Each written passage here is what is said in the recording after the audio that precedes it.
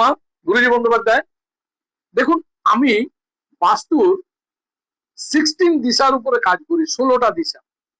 আপনি ব্রহ্মস্থান বার করুন, আপনার বাস্তুর ব্রহ্মস্থানে আপনার আজকাল মোবাইলে সুন্দরভাবে আপনি কম্পাস পাবেন, মোবাইলে কম্পাস রাখুন, 16 দিশা বার করুন। এরপর আপনি ওই ব্রহ্মস্থান থেকে আপনার বাড়ি দুরারোগ্য ব্যাধি চলছে, ক্রনিক ডিজিজ বহুদিন ধরে ঠিক হচ্ছে না, লাগাতার আপনি অর্থ হসপিটালে দিচ্ছেন, সবারই কিছু না কিছু রোগ লেগে আছে, আপনার যা অর্থ ইনকাম অর্ধেক টাকা মেডিসিনে চলে যাচ্ছে, এমত পরিস্থিতিতে আপনি অবশ্যই আপনার বাস্তুর ঈশান কোণ দেখুন। ঈশান কোণ কিভাবে দেখবেন না, 35 ডিগ্রি থেকে 55 ডিগ্রির মধ্যে ঈশান কোণ পড়ছে উত্তর এবং পূর্বের কোণাটা। এই উত্তর এবং পূর্বের কোণার 35 থেকে 55 ডিগ্রির মধ্যে যদি আপনার টয়লেট থাকে 100% রিমুভ করুন। এর কোনো রেমেডি হয় না। যদি কেউ বলে এই লাগিয়ে দেবো, ওই লাগিয়ে দেবো, ওই দিয়ে দেবো, হয় না।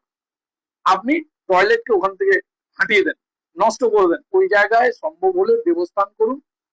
আর তার সঙ্গে আপনি নৈরিত কোণ দেখুন। নৈরিত কোণ মিনস পশ্চিম এবং দক্ষিণের কোণটা, যে কোণার ডিগ্রি হচ্ছে 215 থেকে 236 ডিগ্রি।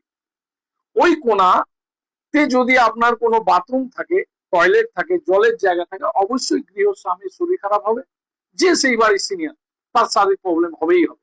এবং আমরা যেটা বলি যে নৈরিত কোণ থেকে পিতরদের আগমন হয়, মানে যদি নৈরিত কোণটা আপনার ডিস্টার্ব থাকে, তো ঈশান কোণের সঙ্গে একদম মিররের মতো কাজ করে নৈরিত কোণ।